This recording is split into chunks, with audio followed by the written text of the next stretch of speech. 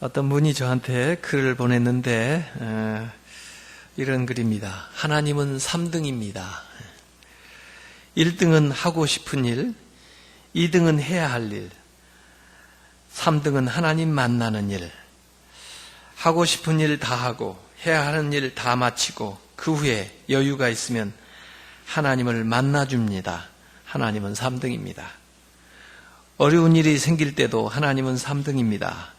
내 힘으로 한번 해보고 그리도 안 되면 가까이 있는 사람에게 도와달라 하고 그나마도 안 되면 하나님을 부릅니다. 하나님은 3등입니다. 거리에서도 3등입니다. 내게 가장 가까이 있는 것은 내 자신, 그 다음은 내 마음을 알아주는 사람, 그 다음에야 저 멀리 하늘에 계신 하나님이십니다. 하나님은 3등입니다. 그런데 하나님께 나는 1등입니다. 무슨 일이 있어도 내가 부르기만 하면 도와주십니다. 내가 괴로워할 때는 만사를 제쳐놓고 달려오십니다. 아무도 내 곁에 없다고 생각할 때는 홀로 내 곁에 오셔서 나를 위로해 주십니다. 나는 하나님께 언제나 1등입니다. 나도 하나님을 1등으로 생각했으면 좋겠습니다. 만사를 제쳐놓고 만나고 작은 고비 때마다 손을 꼭 잡는 내게 1등으로 가까이 계신 하나님이셨으면 좋겠습니다. 나를 1등 삼으신 하나님을 나도 1등으로 모시고 싶습니다. 하나님은 여러분한테 몇 등이에요? 1등이에요? 2등이에요? 3등이에요? 4등이에요? 5등이에요? 하나님을 우리가 더 가까이 모셔야 될 텐데, 그래서 지난 주간에는 존재를 앞세우는 영성 이런 말씀을 드렸고요.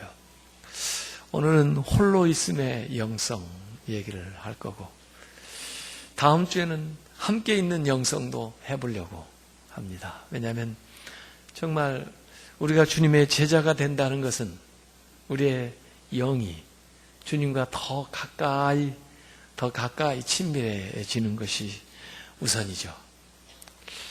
사람들은 외로워지는 것을 정말 못 견뎌 하는 것 같아요. 죽기보다 싫어하는 것 같아요. 외로운 걸요. 어떻게든지 그 외로움에서 벗어나려고 애를 써요.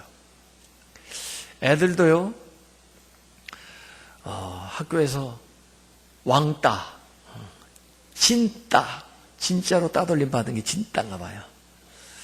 전따, 전교생이 따돌리는 게 전따인가 봐요. 은따, 은근히 따돌리는 게 은따인가 봐요. 이런 말들이 있더라고요. 그걸 못 견디는 거예요. 또 그럴까봐 아주 두려워하는 거예요. 직장에서도 따돌림이 있다고 하더라고요. 아무개만 제껴놓고 자기들끼리 속삭하고 밥 먹으러 가자 그러고 몰라도 된다고 하고 그러다 보면 이 직장 생활 나만 내놓고 자기들끼리만 지내나 해서 굉장한 스트레스를 받는다고 해요. 외로운 거 못 견디는 겁니다. 혼자 있는 거 못 견뎌요. 그래서 어떻게든지 거기서 벗어나려고 애를 씁니다. 그래서 그저 자동차만 타면은 라디오부터 켜요. 혼자 자동차 타는데 외로우니까. 집에 들어가자마자 리모컨 어디 있어 해가지고 텔레비전부터 켜요. 보지도 않을 거면서 계속 혼자 그냥 뭐라고 하면 외롭지가 않은 것 같아서. 또 길거리를 걸어가는 사람들, 그냥 걸어가는 사람 별로 없더라고요. 요새 볼 이렇게 뒤집어 쓰고 돌아다닙니다. 계속 다니는 순간에도 또 손에서 스마트폰을 놓지를 못해요. 하루라도 이걸 집에다 놓고 나면 불안해가지고 견디지를 못해요. 심지어 예배 시간에도 이걸 꺼놓지를 못해요. 중요한 게 올까봐. 근데 별로 중요한 것도 없는데.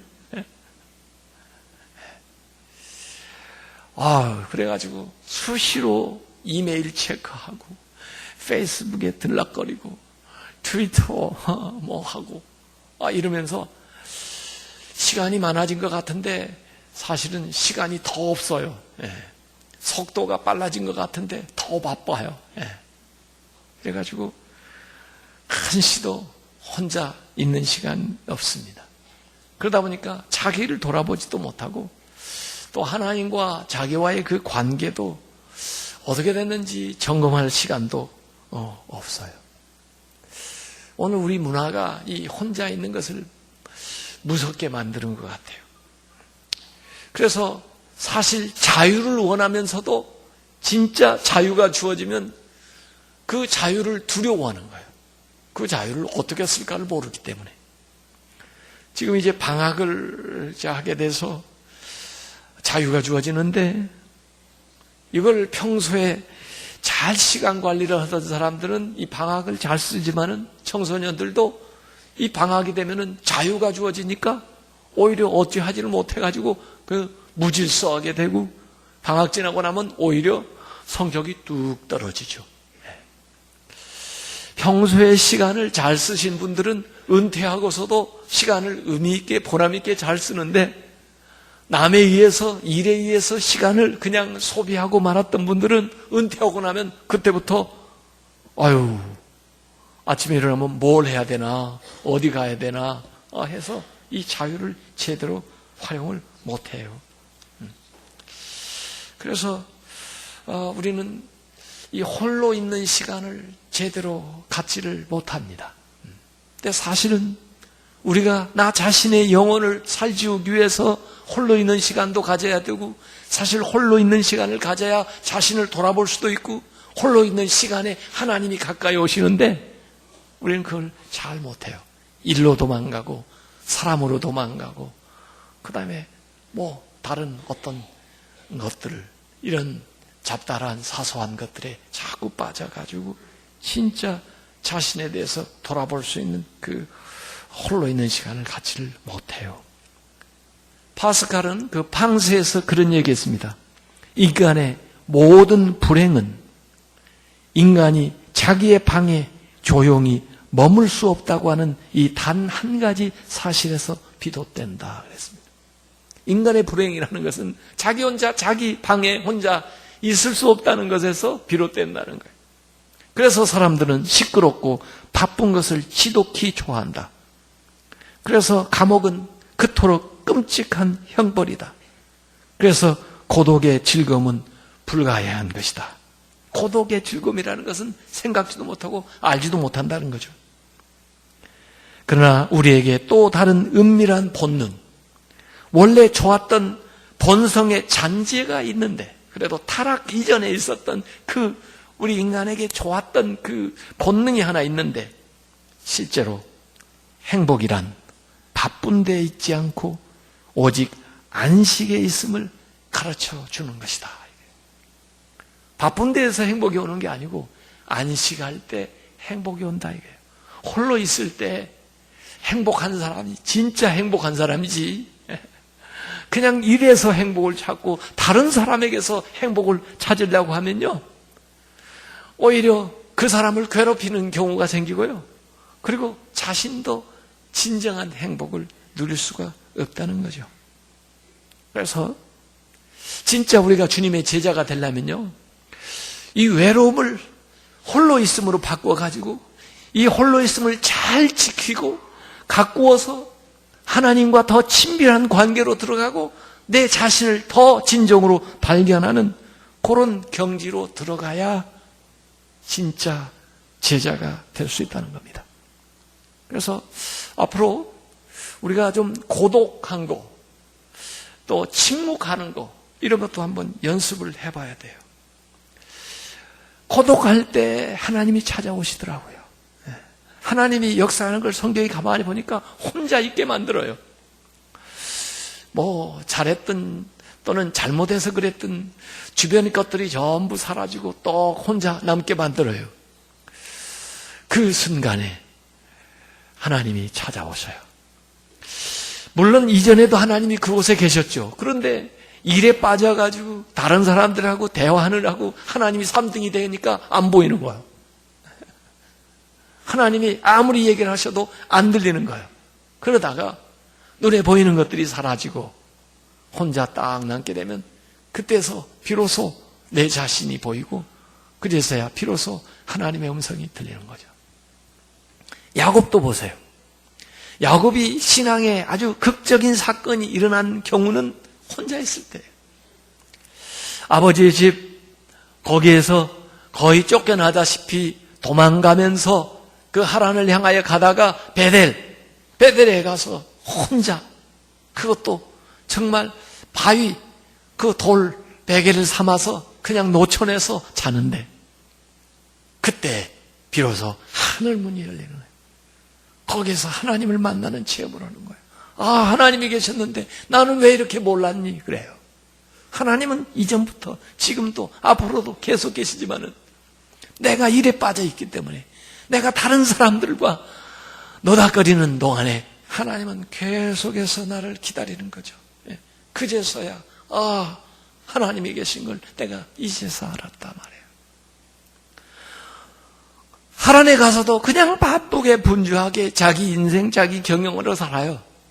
나중에 다시 고향에 돌아올 때 자기의 가족들 다 보내고 자기 소유 다 보내고 야복강에서 홀로 남았을 때 그때 하나님이 찾아오셔요.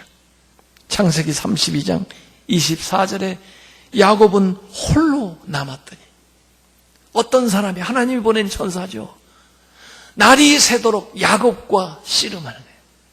그 밤새 씨름하는 거예요. 나중에는 그 하나님을 만나고 하나님께 매달리는 거예요. 그렇게 하면서 이 야곱이 이스라엘로 변화되는 겁니다.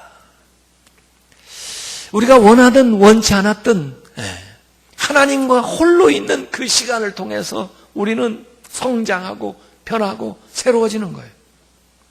그렇기 때문에 외롭다고 너무 두려워하지 말고 외로운 거 너무 싫어하지 말고 그걸 오히려 더 적극적으로 하나님 앞에 혼자 있는 시간으로 만들어가지고 그 시간을 통해서 나 자신을 더 바로 보고 하나님을 만나는 그런 시간을 가지시기를 주님의 이름으로 축원합니다.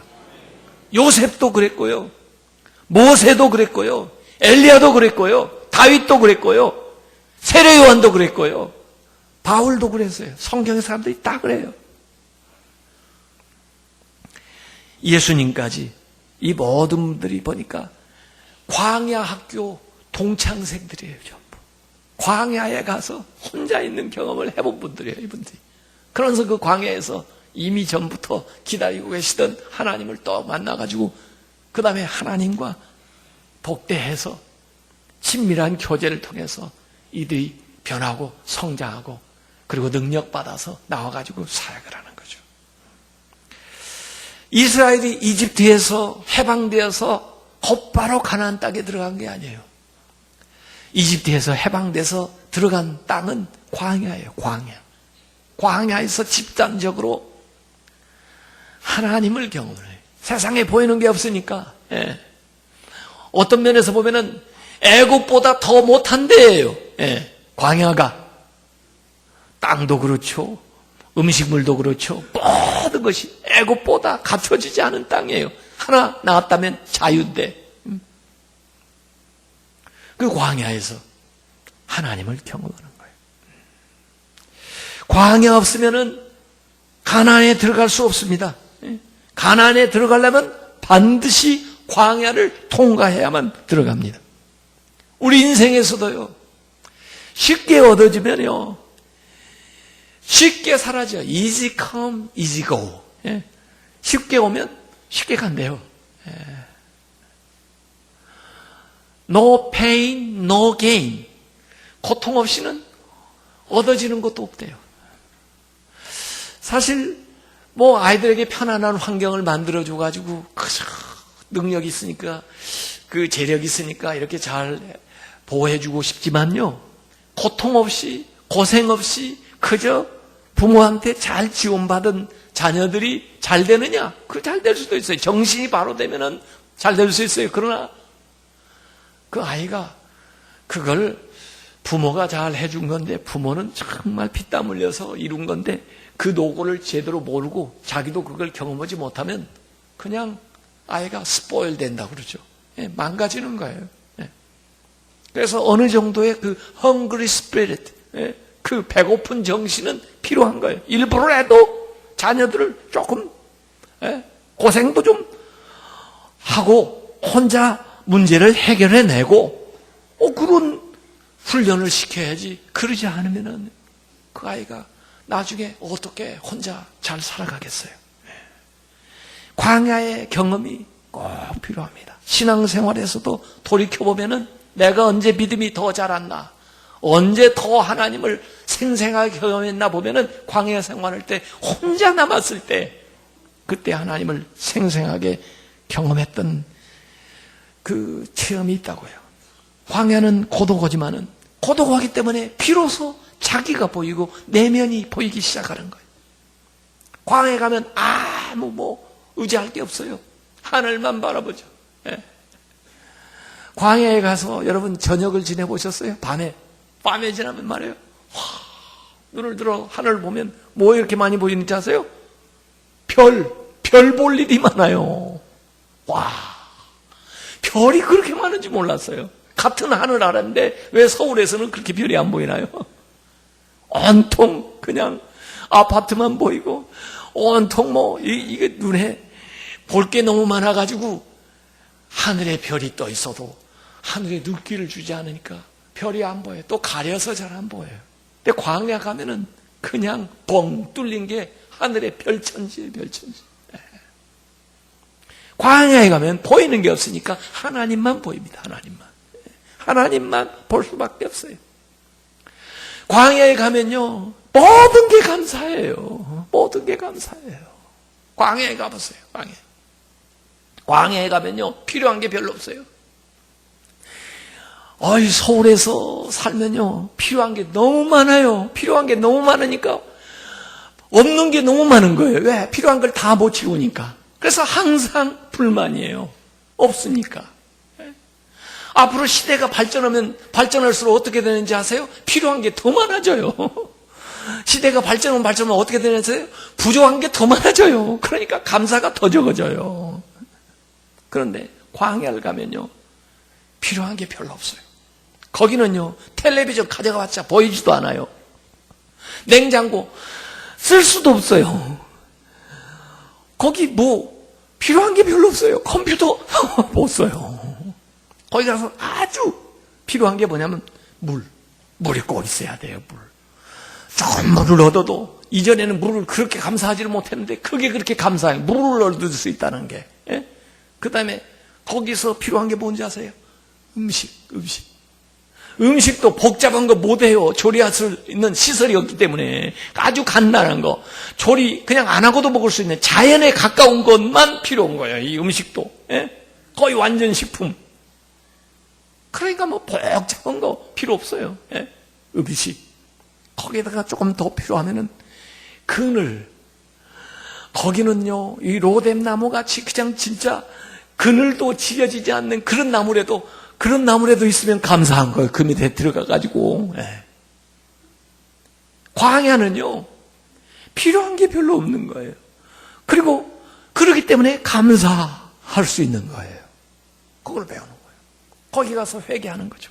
왜 나는 그렇게 많은 걸 누리고 살면서도 감사를 못했던가? 왜 나는 그냥 서울에 있으면서 그렇게 자꾸 달라고만 했지, 내가 있는 것을 그렇게 만족할지를 몰랐던가 하는 것을 그제서야 알게 되는 거죠. 내가 다시 한번 인생을 산다면 다시 한번 감사하는 마음으로 살 텐데, 정말 간편하게 살 텐데, 이런 생각을 거기 가서 잠시라도 하는 거예요. 물론 나오면 생각이 싹 바뀌죠. 이 사막의 교부 어느 수도사가 그 사람들 데려다가 항아리에 물을 붓습니다. 물을 부으면서 뭐이 보여요? 그랬더니 글쎄요, 뭐이 보여요? 아무것도 안 보이는데요? 그랬더니 그래요? 전 한참 같이 있다가 그래서 뭐이 보여요? 그랬더니 그 항아리를 이렇게 내려다보더니 제 얼굴이 보이는데요? 그래요. 그거예요, 그거. 우리가 이게 분주할 때는요, 잘 안 보여요. 근데 혼자 있으면서 조용히 차분하게 있으면요, 거기에서도 자기를 비춰볼 수가 있어요. 심지어요, 저는 시골에서 어렸을 때 그 돼지를 키웠는데요. 그 구죽물 있잖아요, 구죽물. 예, 돼지 먹는 거. 예, 뭐 여러 가지 막 집어넣는데, 그걸 아침에 가서 이렇게 보면요, 그것도 맑아요. 밤새 이걸 그냥 놔두니까 말이에요, 이게 전부 가라앉아가지고 위에는 말이에요, 맑은 게 있어서 사실 얼굴도 이렇게 비춰볼 수가 있어요. 물론 한번 뒤집으면 아래 게 튀어나오죠. 우리가 때때로 혼자 있는 시간이 그래서 필요한 거예요. 혼자 조용하게 있다 보면은 그제서야 자기 모습이 보여요. 아무리 도심에 이렇게 각박한 삶을 살아가더라도 우리가 그 안에서 혼자 있는 시간이 필요하다고요.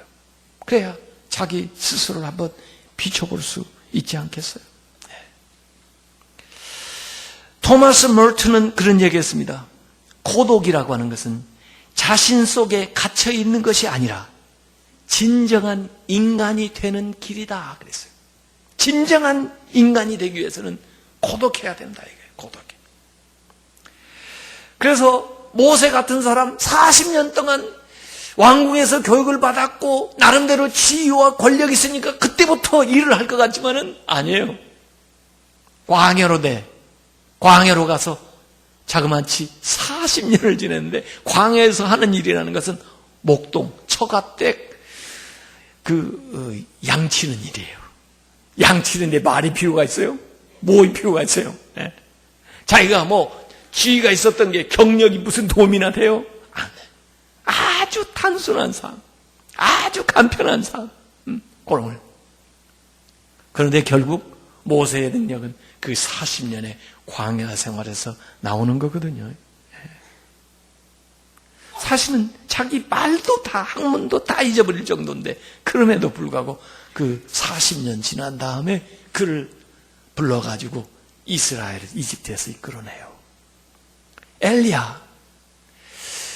엘리야가 나중에 불을 내리고 가물었던 데 기도할 때 비가 내리고 대단한 역사를 이루는데, 그 전에 뭐예요?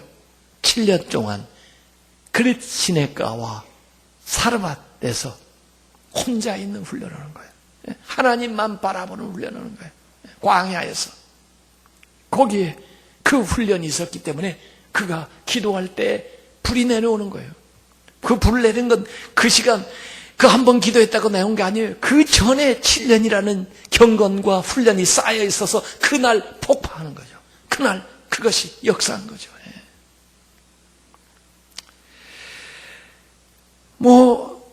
성경의 사람들이 다 그래요. 세례요한도 광야의 소리였지만 그 광야에서 그의 그 간편한 삶, 그 삶에서 능력이 나와요. 사람들이 그에게 광야로까지 몰려와서 그 말씀을 듣고 회개하잖아요. 오늘 예수님께서 사역을 하실 때에도 이미 광야에서 40일 동안, 그전에도 물론 30년 동안 준비를 하셨어요. 그리고는 막상 이제 사역이 임하기 전에도 40일 동안 광야에서 시험을 받는데, 마가복음의 기사는 굉장히 박진감 있게 펼쳐집니다. 마가복음 1장 12절 13절에 보면은 성령이 곧 예수를 광야로 몰아내신 자, 광야에서 40일을 계시면서 사단에게 시험을 받으시며 드짐수가 함께 계시니 천사들이 수종들더라. 영계가 열리는 거죠. 이 광야에서 영적인 세계가 보이는 거예요. 그러고는 나와서 사역을 하시는데, 사역에 말이에요, 많은 능력, 기사가 일어나니까 병자들이 고침받고 귀신이 쫓겨가고 말이에요, 열병이 고침받고 그래 사람들이 막 모여올 거 아니에요. 잘못하면 예수님도 육신을 입고 있기 때문에 일에 함몰돼가지고 육신적으로 탈진할 수 있고 정서적으로 고갈될 수 있어요. 영적으로 어려울 수 있어요. 그렇기 때문에 예수님께서는 그 많은 사역 중간중간에 시간을 구별해가지고 하나님 앞에 혼자 나가서 이 영적으로 재충전하는 일들을 하시더라고요, 보니까. 그게 오늘 읽었던 본문 말씀이에요. 오늘 말씀에 1장 35절에 새벽 아직도 밝기 전에 예수께서 일어나 나가 한적한 곳으로 가사 거기서 기도하시더니 그랬잖아요. 새벽 일찍 새벽 기도 시작하신 분이에요, 예수님이. 한적한 곳에 가셔 혼자 있으면서 거기서 기도하셨다는 거예요.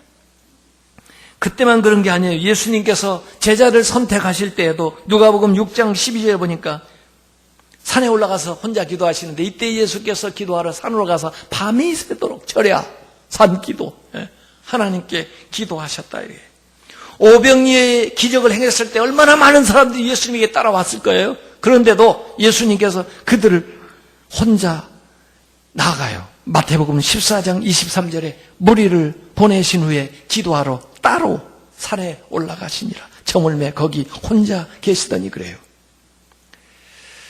문둥병자를 고친 다음에도 사람들이 많이 몰려왔을 거 아니에요. 그런데 누가복음 5장 16절에 보니까 예수는 물러가서 한적한 곳에서 기도하시니라 이게요. 많은 사역을 감당하면서도 예수님께서 그 중간중간에 하나님과 홀로 있는 시간을 가지면서 재충전을 하시는 거죠.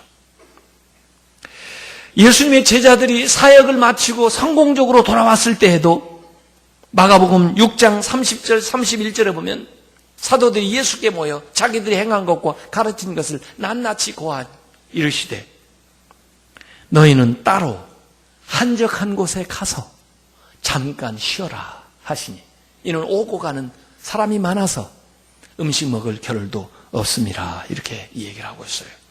제자들에게도 예수님이 당부하고 있는 거죠. 그래서 우리가 혼자 있는 시간을 잘 활용하고 가져야 됩니다. 바울도 회심했을 때, 다메섹에서 주님을 만났을 때 회심하자마자 전도자가 된 게 아니에요. 아라비아 사막에 들어가서 3년 동안 자기가 그동안 배웠던 것과 주님을 만난 것과 이것을 전부 종합하면서 그 체험을 내면화시키고 정리하고 그러는 거예요. 그리고도 금방 나온 게 아니에요. 다소, 자기 고향 다소에 가서 다소곳이 지낸 거예요. 한 10년을 지냈어요. 야, 사람들이 다 잊혀질 만큼 바나바가 기억하고 찾아오지 않았으면 그냥 거기서 묻힐 뻔했는데, 그렇다고 실망하거나 그렇다고 조급한 게 아니라 그곳에서 준비하는 거죠. 하나님이 불러주실 때까지. 그리고는 다시 부름을 받아 나왔을 때는 위대한 전도자가 되고 위대한 하나님의 말씀을 기록하는 주의 종이 되는 거 아닙니까? 홀로 있는 것은 우리를 성장시키고 우리 내면에 깊이 있는 영성을 만들어주는 그런 기회예요.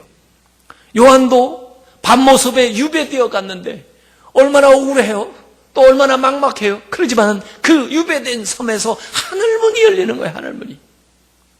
그리고는 그 비전을 보게 되는 거예요. 그리고 그 비전을 적어놓은 거예요. 그게 요한계시록이에요. 오늘 우리의 영성에 있어서 현대의 그 바쁜 거, 소음이 굉장히 장애되는 게 많습니다. 요새는 혼자 있고 싶어도 이 휴대폰이 옆에서 울리니까 말이에요. 혼자 있을 수가 없어요. 자꾸 더 효율적으로 서로 소통하고 서로 연락을 하라고 계속 우리한테 독촉을 해요. 초고속 인터넷망을 깔으면 더 빨리 할 텐데 더 좋은 스마트폰이 나왔는데 이메일, 뭐 이런 것들 말이에요.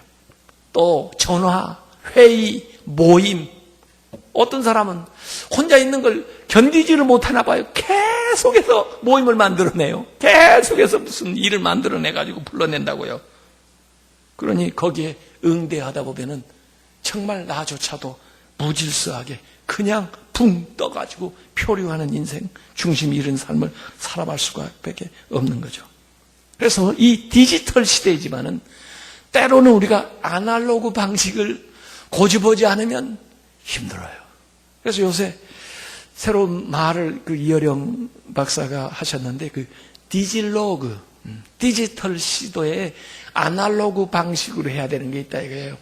우리의 감성이라든지 우리의 영감이라든지 뭐 이렇게 하나님과의 관계 방식들은요, 이 아날로그 방식으로 해야 되는 게 많아요. 물론 현대 뭐 좋은 이기들은 활용할 필요도 있겠지만은,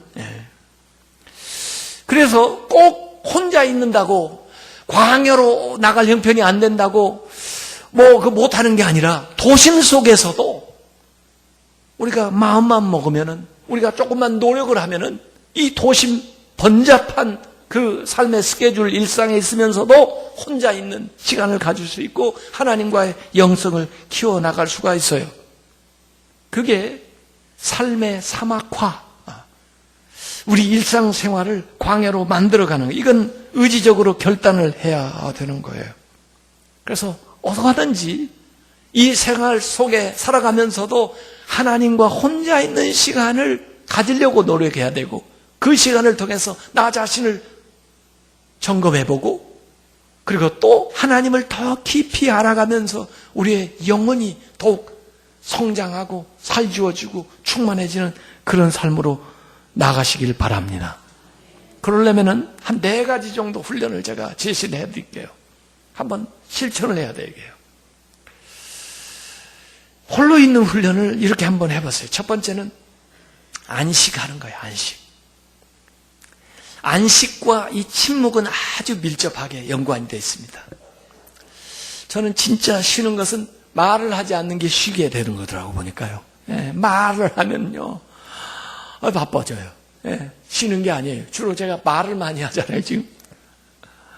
설교 시간에는 좀 말을 하지만 평소에는 말을 잘 안 해요. 최소한 일주일에 하루는 안식해야 됩니다. 안 쉬고 살면 죽습니다. 우리가 안식일을 지키는 게 아니고 안식이 우리를 지켜주는 겁니다. 하셨어요? 안식하지 않으면 육체가 죽습니다. 우리의 영혼도 죽습니다. 그렇기 때문에 안식해야 돼요. 안식한다고 하는 것은요, 하나님의 그 리듬에 우리의 삶의 리듬을 맞추는 거예요. 이렇게 우리는 하늘의 음성을 들으면서 하나님께 리듬을 맞춰서 살아가게 하는 게 아니고 세상이 치는 드럼 소리에 북소리에 맞춰가지고 바삐 이렇게 가다 보니까 하나님이 들려주시는 음성은 전혀 모르고 살아갑니다. 그렇게 해서 우리의 영혼은 따라오지 못하는데 육체는 저만큼 가가지고 우리의 영혼과 육체가 요만큼 갭이 생긴 거예요. 이걸 계속해서 가다 보면 영혼 없는 삶을 사는 거예요. 정신없는 삶을 사는 거예요. 그렇기 때문에 안식한다는 것은 이 육체를 묶어두고 영혼이 따라 붙을 수 있는 시간을 갖는 거예요. 그래서 영혼과 육체가 같이 가게 하는 거예요. 이게. 그래서 하나님의 음성을 들으면서 나가는 겁니다. 안식은 하나님이 주신 축복이에요. 성경에서도 또차 증명해 준 건데 특별히 광야 생활하면서 그 생활 속에서도 하나님이 안식할 때 어떻게 그들을 먹여 살리는가 하는 것을 하나님이 누차에 보여주시면서 실증해 준 거예요. 여러분이 일하지 않아도 안식하고 살아도 얼마든지 하나님이 여러분을 먹여 살립니다. 안식하지 않고 사는 사람들은 자기가 자기를 먹여 살리는 줄 알아요. 믿음이 없는 거죠. 안식하고 사는 사람은 하나님이 자기를 먹여 살리는 것을 믿어요. 믿음으로 사는 거죠. 그걸 하나님은 만나 사건을 통해서 실습을 시킨 거예요. 실습을 시키고. 그리고 실습하는 것을 우리에게 보여주면서 그렇게 살라고 그러는데 안 살아요. 하나님 앞에 나와서 예배하는 시간도 갖지 못한다면 우리의 영혼이 어떻게 살겠어요? 안식해야 됩니다. 하나님은요 6일까지 일하시고 7일째 안식하셨어요. 하나님이 뭐 피곤하셔서 쉬셨을까? 잘 모르겠어요. 하나님도 피곤하신가? 하나님도 쉬셔야 되나? 잘 모르겠어요. 그러나 확실한 것은 우리에게 선행 모범을 보여주신 거예요. 우리 보고 어떻게 살아야 되는가 하는 걸 보여주신 거예요.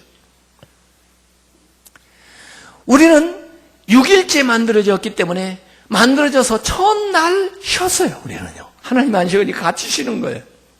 그리고 일하는 거예요. 그러니까 우리는 복을 받은 거죠. 은혜를 받은 거죠. 근데 이 안식할 때 무엇이 생기냐면 하나님의 그 창조적인 생각이 우리에게 들어와요. 여러분 부지런하게 일만 한다고 잘 되는 시대가 아닙니다. 어떤 사람은 그냥 일주일 내내 쉬지 않고 도끼질하는 사람이 있어요. 근데 어떤 사람은 쉬는 중간중간 쉬면서 도끼날을 갈아가지고 그래갖고 도끼질을 하는 사람이 있어요. 누가 나무를 더 많이 팼을 것 같으세요? 중간중간에 쉬면서 도끼날을 가른 사람이 결국에는 더 나무를 많이 팼어요. 예. 쉬지 않고 열심히 무뎌진 그 도끼날 가지고 일만 많이 한다고 능률이 오르는 게 아니에요. 더구나 지금은요, 하나님이 주시는 1%의 영감이 중요한 시대예요. 영감을 받아야 돼요. 창의적인 생각이 와야 돼요. 그것은요, 분주해가지고는 받을 수가 없어요. 잠깐 멈추어서서 생각을 해봐야 돼요. 그리고 하나님이 주시는 영감을 받아야 돼요. 그리고 일하면 창의적으로 더 잘할 수가 있어요. 그 아바 포에멘이라고 하는 사람한테 어떤 형제가 와서 물었습니다. 이게 전부 사막의 교부들인데 말하는 것과 침묵하는 것 어느 것이 더 좋은 것입니까? 그랬더니 하나님을 위해서 말 잘하는 거 참 좋은 일이요. 그러나 하나님을 위해서 침묵을 하는 것은 더 좋은 일이요. 그렇게 얘기했어요. 침묵할 줄 알아야 돼요. 안식하면서 침묵하는 겁니다. 그런 시간 동안에요, 내면에 쌓이는 게 이렇게. 마치 저희 시골에서 우물을 길어 마셨는데, 이 저녁에 한잠 자고 나면은 물이 많고 우물이 이렇게 부어요. 그러면 두레박을 내리면 두레박이 잘 뒤집어지죠. 그래가지고 물이 다시 나오죠. 그런데 말이에요, 그냥 계속해서 두레박을 내려보세요. 물이 고일 시간이 없이 계속 물을 퍼내보세요. 그러면 어떻게 돼요? 그러면 나중에는 이 두레박이 뒤집어지지를 않아요. 억지로 뒤집으면 바닥만 박박 그어요. 그리고는 흙탕물이 나오는 거예요. 흙탕물이. 그래서 잠잠하게 참고 기다리는 시간이 필요해요. 침묵하는 시간이 필요해요. 그래서 어느 정도 영적인 수위가 올라와야죠. 그래야 그걸 보고서 공급을 해낼 거 아니에요? 토마스 머튼은 그런 얘기했습니다.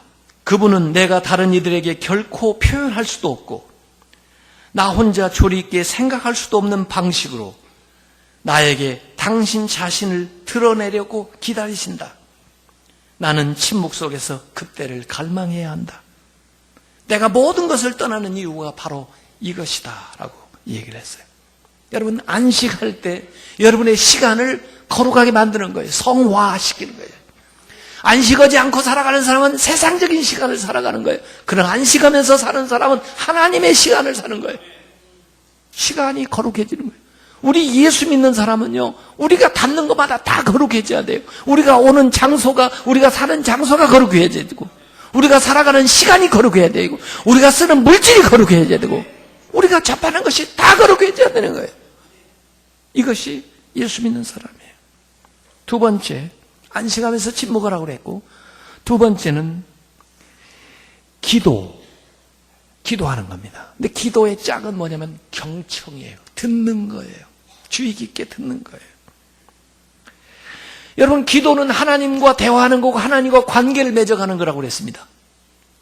기도하기 전에는 하나님과 나와의 관계가 나와 그예요. 그 3인칭이에요.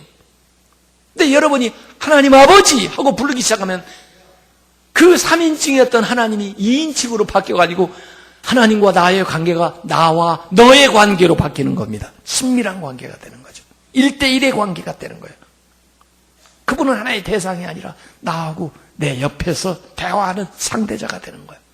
그럼 하나님과 훨씬 가까워지는 거죠. 기도하는 사람은. 기도하지 않는 사람은 하나님은 그냥 하나의 멀리 있는 3인칭의 대상이고, 기도하는 사람은 벌써 하나님과 개인적인 관계를 두고 있는 2인칭의 관계로 다가오는 거예요. 더구나 골방 기도에서 하나님하고 독대한다면 더 좋은 거죠. 그런데 이 기도는 하나님과 나누는 대화예요. 대화는 나도 말하는지만 하나님도 말씀하시는 거예요. 대화라고 해놓고 내가 일방적으로 이 얘기를 다 하고 딱 끊어버리면 어떻게 되겠어요? 당황스럽죠? 아니, 나 뭐 이 얘기 하려고 그랬는데 자기 얘기만 다 하고 끝내면 어떡해? 그래서 처음에는 기도를 잘 모를 때는 그렇게 기도했지만 점점 기도가 깊어지면 기도할 때 이렇게 시작합니다. 하나님, 기도는 아버지의 말씀을 들음으로써 시작하는 줄 믿사오니 이 시간에 저에게 말씀하여 주옵소서. 종이 듣겠나이다. 이렇게 시작하는 거예요. 그리고는 잠시 묵상하면 기도할 거리가 생각나요. 그때 그걸 놓고 기도하는 거예요. 기도할 때도 초점은 하나님의 뜻이에요. 그래서 사실은 기도는 하나님의 뜻을 찾아가는 내비게이션이다. 이렇게 제가 표현을 했어요. 멋있는 표현 아니에요? 제가 생각할 때는 멋있는데. 기도는 하나님의 뜻을 찾아가는 내비게이션이다. 기도를 하다 보면 나도 모르게 그 길을 헤쳐가지고 결국 하나님의 뜻에 가게 되는 거예요. 그래서 하나님의 뜻을 구하면서 기도하는 거예요. 기도를 계속. 기도해. 그리고는 기도를 다 마쳤을 때도 듣는 거예요. 주님께서 거기에 뭐라고 말씀하시는지를 듣는 거예요. 이렇게. 그래서 경청하는 겁니다. 경청 기도를 하는 게 참 중요해요. 그래서 켈케고르는 그런 얘기했습니다. 어떤 사람이 기도를 하는데 처음에는 기도는 말하는 것이라고 생각하였다. 그러나 그는 점점 더 조용하게 되어서 결국 기도는 듣는 것이라는 사실을 깨닫게 되었다 이거예요. 듣는 거예요. 마음으로 깨닫게 해주시고 말씀을 통해서 알게 해주시고 또는 새로운 생각을 주셔요. 그래서 기도하면서 하나님의 음성을 듣는 거예요. 여러분, 이 기도는요, 저는 리허설이라 그렇게 얘기한 적인데 하루의 삶을 살기 위해서 음악 연주하기 위해서 리허설을 먼저 하고 올라와서 연주를 하는 거예요. 그게 기도예요. 리허설 간단히 해도 하루 살 걸 미리 다 해볼 수 있어요. 그래서 예방할 것은 예방하고 예비할 것은 예비하고 기도는 예언이에요. 앞으로 일어날 일들을 미리 앞당겨서 하나님 앞에 아뢰는데 앞으로 그게 1년 후에 일어나기도 하고 5년 후에 나타나기도 하고 10년 후에도 하나님의 때에 그 기도가 이루어질 거예요. 그래서 기도는 일방적인 게 아니고 하나님과 쌍방향 통행이에요. 사실 우리가 순종한다는 거, obedience라는 영어는요, 듣는다는 말이에요. 듣는다. 이 6월에 우리가 지금 이 순종에 대해서 얘기하는데요. 듣는 거예요. 하나님의 음성을 듣는 거예요. 오디오, 이 듣는 거죠. audience, 청중들이죠. 듣는. 그래서 obedience, 순종한다는 것은 듣는 거예요. 기도하는 것은 듣는 거예요. 하나님의 음성. 하나님께 혼자 나아갈수록 잘 들립니다. 주변 상황에서 잠잠하게 고요하게 앉아있을수록 잘 들립니다. 그래서 하나님의 음성을 쭉 듣는 거예요. 성경에는 우리 보고요, 기도를 하는데 어떻게 기도하냐면 쉬지 말고 기도해래요. 항상 쉬지 말고 기도하는. 어떻게 하면 쉬지 않고 기도하나? 매일 눈 감고 무릎 꿇고 기도하나? 어떻게 그걸 그렇게 실천할 수 있겠어요? 하나님 말씀 실천할 수 있게 가르치는 거지 실천하지 못하게 가르치겠어요? 기도로 충만한 마음이라는 것은 사실은 말이 아니라 하나님을 향한 간절함, 거룩함, 하나님을 기대하는 것, 하나님으로 가득 차서 평온한 것, 그리고 하나님 앞에 겸손한 것, 또 하나님의 그 긍휼하심이 내 마음에 넘치는 것, 이것이 기도로 충만한 마음이에요.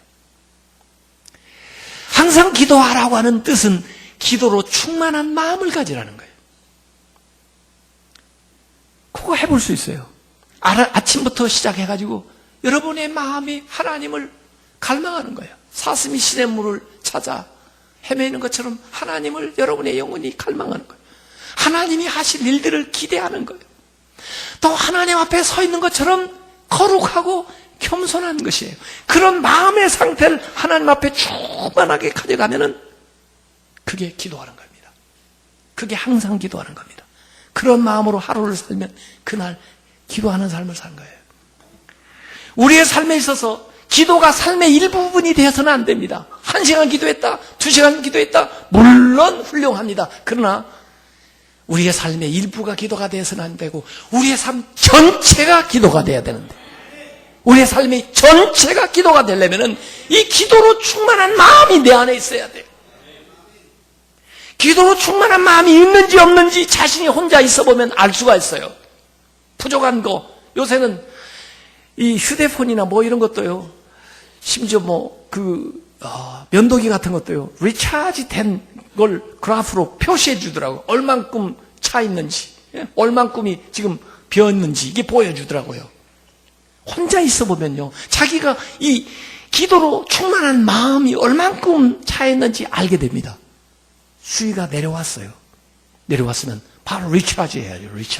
리차지해서 풀로 채워야죠. 그게 성령 충만한 거예요. 그게 성령 충만한 거예요. 그게 항상 기도하고 있는 거예요. 그 생활을 우리가 스스로 내면에서 해야 이게 제자가 될 수 있는 길로 나가는 거예요. 예. 이렇게 기도하는 사람은요, 기도 자체가 그 사람을 변화시키기를 시작합니다. 그 사람을 기도하는 순간에 기도하는 사람을 변화시키는 거예요. 내가 기도하면서 이만큼 변화되는 겁니다. 그 마음을 가져가기 때문에. 세 번째, 말씀이에요, 말씀. 말씀은요, 묵상하고 같이 짝입니다. 말씀, 하나님의 말씀이에요. 이 양식, 거룩한 양식, 생명의 양식을 먹는 거예요.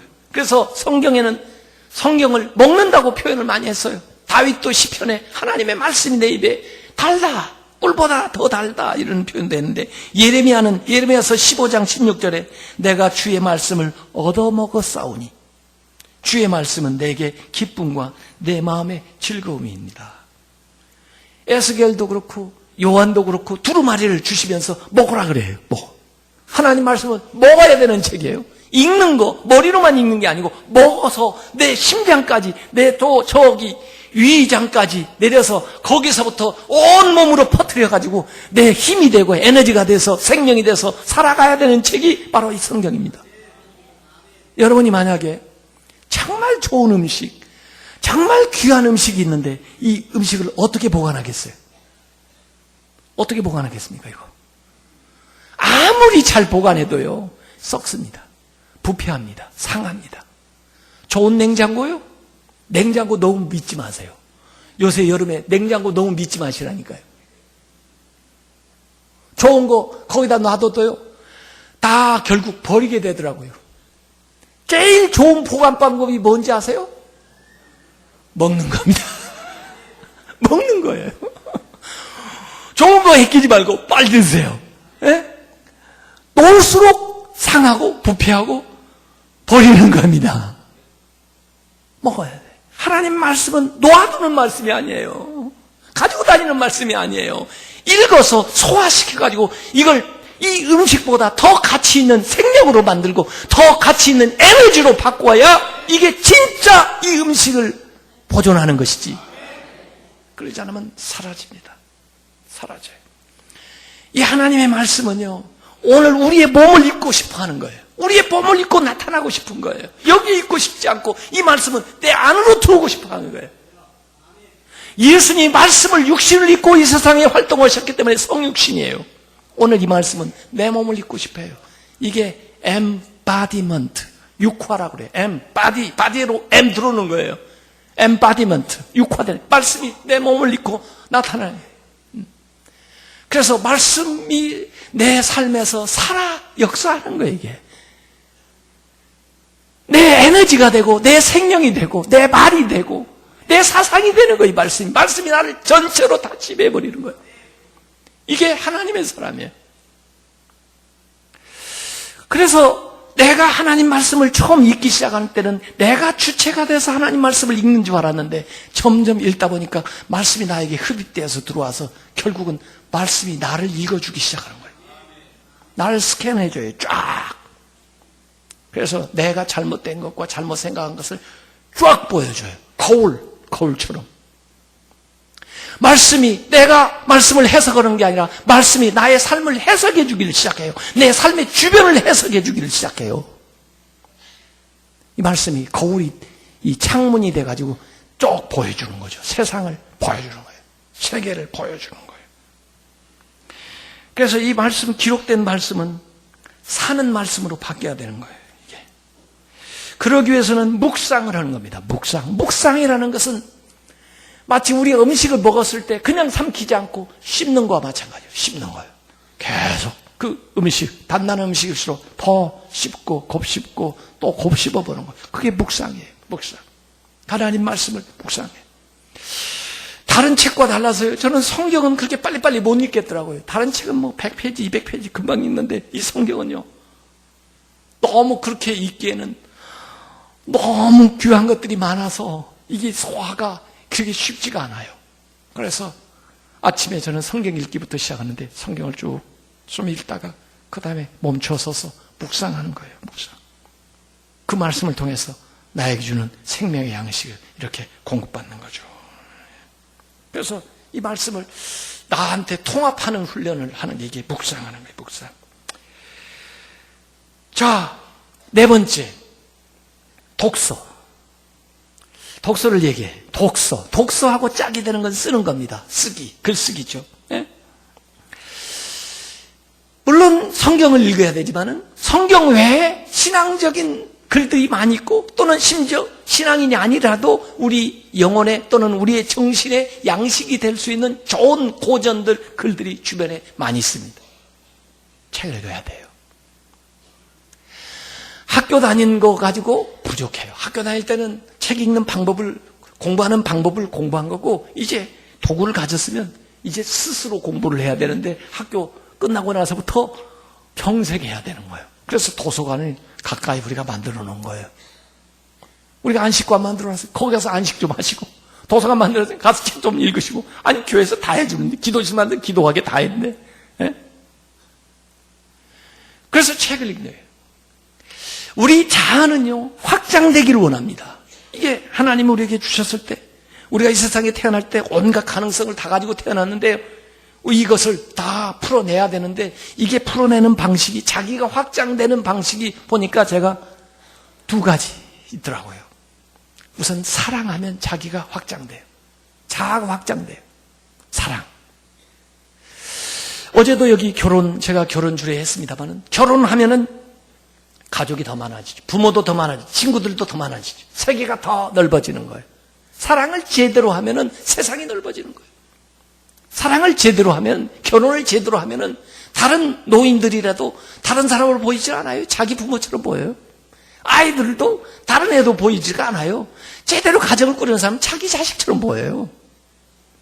그게 결혼을 우리에게 하라고 하신 하나님의 원뜻이에요. 넓게 살으라 이거예요.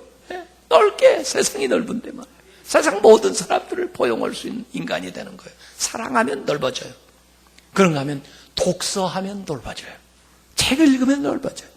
우리가 가지 못했던 세상을 가요. 우리가 살지 못했던 그 과거의 세월까지도 살아요. 예? 우리가 생각지도 못했던 것들도 경험해요. 그래서 책을 읽으면 인식론적으로 확장이 일어나요. 그래서 이걸 책 읽기를 인식론적인 환대라 그래요. 환대라는 말은 손님을 접대하는 건데, 하스피탈리티인데, 원래 구약에도 하스피탈리티가 미덕이잖아요. 아브라함이 손님을 접대했어요. 그랬더니 생각지도 못하게 놀라운 소식을 듣고 또 복을 받아. 요거예요. 새로운 세계, 새로운 사람을 받아들임으로써 자기의 세계가 넓어지는 거예요. 그게 환대예요. 인식론적으로도 내가 전공하고 내가 아는 분야만, 내가 필요한 곳에만 공부를 하고 책을 읽다가 새로운 분야, 알지 못했던 거, 이런 것들을 우리가 인식론적으로 받아들이기 시작하면 이게 세계가 넓어지기 시작하는 거예요. 자기의 영역이 확장되고 자기가 활용할 수 있는 세계가 엄청 열리게 되는 거예요. 이게 독서예요, 독서. 그 독서를 해야 돼요.